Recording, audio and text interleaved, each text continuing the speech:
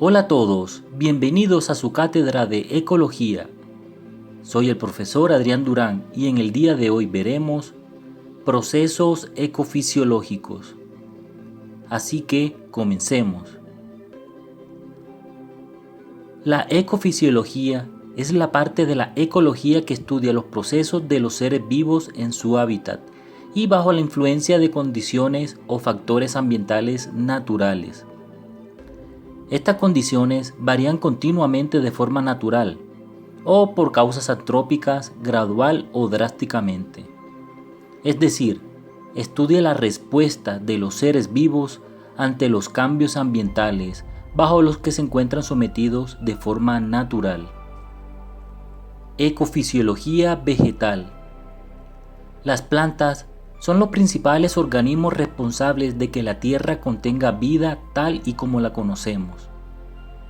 Los ecofisiólogos estudian las bases del control del crecimiento, la reproducción, la supervivencia, abundancia de las plantas y además cómo estos aspectos son condicionados por el ambiente físico y químico y por la interrelación con los distintos tipos de organismos vivos que las rodean. En situaciones tanto naturales como agrícolas, las plantas están frecuentemente expuestas a condiciones ambientales que les pueden generar estrés. El estrés se define generalmente como un síntoma generado por la acción de un factor externo que ejerce una influencia desfavorable en la planta.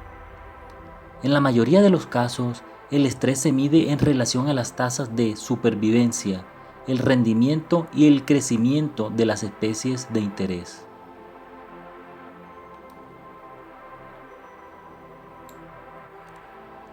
Entender los procesos por los cuales se generan daños por estrés y los mecanismos de respuesta de las plantas al estrés ambiental es de inmensa importancia para la agricultura y el medio ambiente en general. El ciclo vital de las plantas abarca en su fase de reproducción sexual la formación de estructuras que contienen un pequeño embrión. Este embrión resulta del crecimiento por división celular de la ovocélula fertilizada por el núcleo espermático del polen.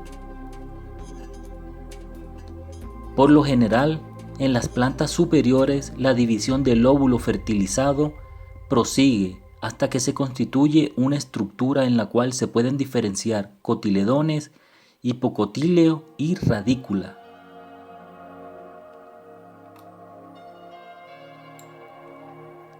Capacidad germinativa y viabilidad. Para la germinación de una unidad dispersante en condiciones favorables, es necesario que ésta posea la capacidad de germinar, la cual solo se puede determinar experimentalmente. Sin embargo, puede ocurrir que una unidad dispersante cuyo embrión está vivo no germine porque requiere el transcurso de un cierto periodo de posmaduración. Se dice entonces que la unidad posee potencial germinativo.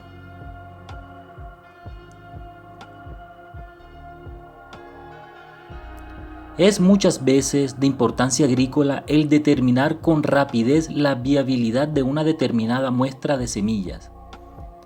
Muy a menudo se toma para ello un lote de semillas de la muestra y se ponen en condiciones germinativas favorables. Después de uno o varios días se cuentan el número de semillas germinadas y se expresan como el tanto por ciento del lote. Esta prueba puede requerir más de una semana. Es por esto que, en cultivos a gran escala, se emplean técnicas bioquímicas. Condiciones para la germinación. Los factores que influyen en la germinación se pueden organizar en dos grupos. Factores externos, tales como agua, oxígeno, temperatura, luz, sustancias químicas, y factores internos, inhibidores, ritmos endógenos de germinación, maduración de las unidades dispersantes, etc. En esta clase nos centraremos en el primer grupo mencionado. Agua. Las semillas se hallan en un alto grado de deshidratación, solo el 10% de su peso es agua. No sorprende entonces que el periodo de latencia de una semilla se deba a la carencia de agua, su factor limitante.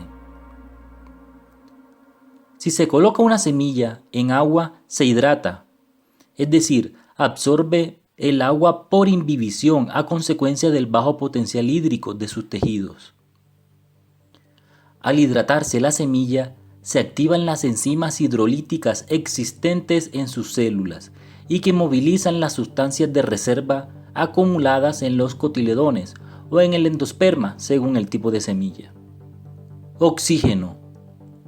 Poco después de comenzar la hidratación, se puede notar el comienzo de la actividad respiratoria a causa de que el embrión necesita oxígeno para obtener energía y alimentos de las reservas del endoplasma o de los cotiledones. El suministro de oxígeno debe ser suficiente, de aquí que la mayoría de las semillas no germinen en condiciones anaeróbicas. Semillas como la del arroz constituyen una excepción, ya que germinan bajo el agua y a una baja tensión de oxígeno.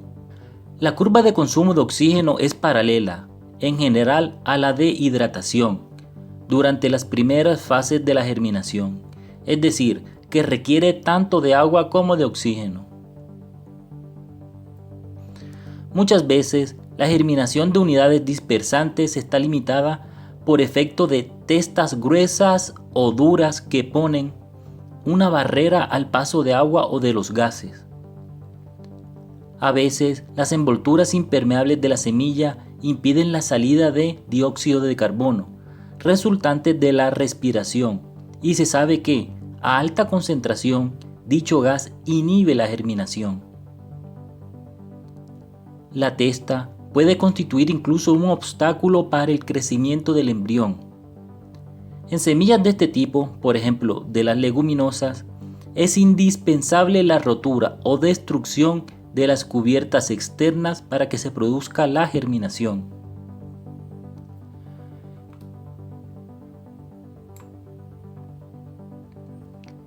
Efecto de la temperatura y de la luz. La germinación ocurre dentro de un cierto margen de temperatura, cuya amplitud y valores absolutos dependen de cada especie. Las plantas requieren un rango de temperaturas para su sobrevivencia y desarrollo óptimo.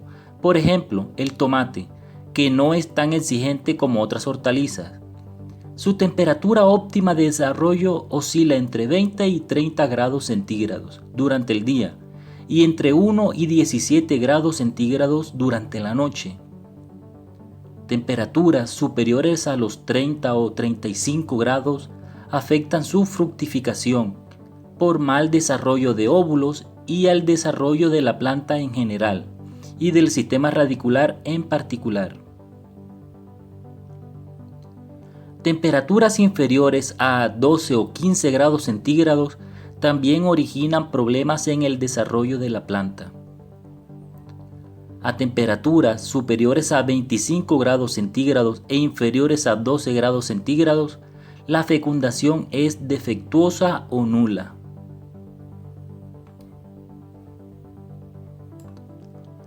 La maduración del fruto está muy influenciada por la temperatura en lo referente, tanto a la precocidad como a la coloración, de forma que valores cercanos a los 10 grados centígrados, así como superiores a los 30 grados centígrados, originan tonalidades amarillentas. Muchas semillas necesitan luz para germinar, y el curso de la germinación en la luz y en la oscuridad varía de acuerdo con las especies. Dentro de cierto margen de temperatura, muchas semillas pueden germinar en la oscuridad, pero por encima de ese margen requieren el estímulo lumínico para hacerlo.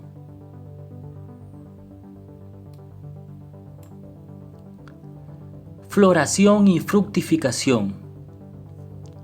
Alcanzada cierta edad, variable de unas especies a otras de plantas superiores, y en condiciones fisiológicas favorables, la estructura de la planta se diferencia para entrar en la etapa de reproducción. La planta florece y produce semillas. La floración de la planta implica cambios fisiológicos profundos, pues todo el metabolismo de asimilados se dirige hacia la formación de unidades dispersantes. Este proceso es también regulado en forma muy compleja por la interacción de factores ambientales y factores internos. Uno de los factores más resaltantes del ambiente que regula la floración es la duración del día, fenómeno que se denomina fotoperiodo. Asimilación del carbono. El mecanismo fotosintético o proceso mediante el cual los organismos autótrofos utilizan la energía radiante visible proveniente del sol para la síntesis de compuestos orgánicos de alto contenido energético, constituye la base fundamental para el desarrollo de toda la diversidad biológica de nuestro planeta.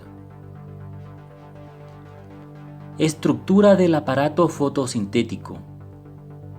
Las características fundamentales del aparato fotosintético de los vegetales superiores pueden resumirse así.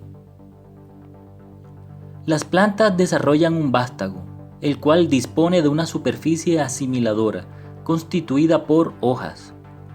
En las células de estas hay pequeños corpúsculos hasta de unos 4 micrómetros de diámetro, llamados cloroplastos, que contienen la clorofila, pigmento responsable de la absorción de la energía radiante incidente. Dichos corpúsculos albergan un sistema enzimático que cataliza la reducción del dióxido de carbono atmosférico mediante la energía radiante de longitud de onda comprendida entre 400 y 700 nanómetros. El cloroplasto contiene un sistema membranoso característico de una gran superficie, donde ocurre la absorción de luz por las moléculas de los pigmentos fotosintetizantes, así como la transferencia de la energía. En la matriz que rodea el sistema membranoso, es decir, el estroma, ahí se realiza la fase bioquímica del proceso fotosintético.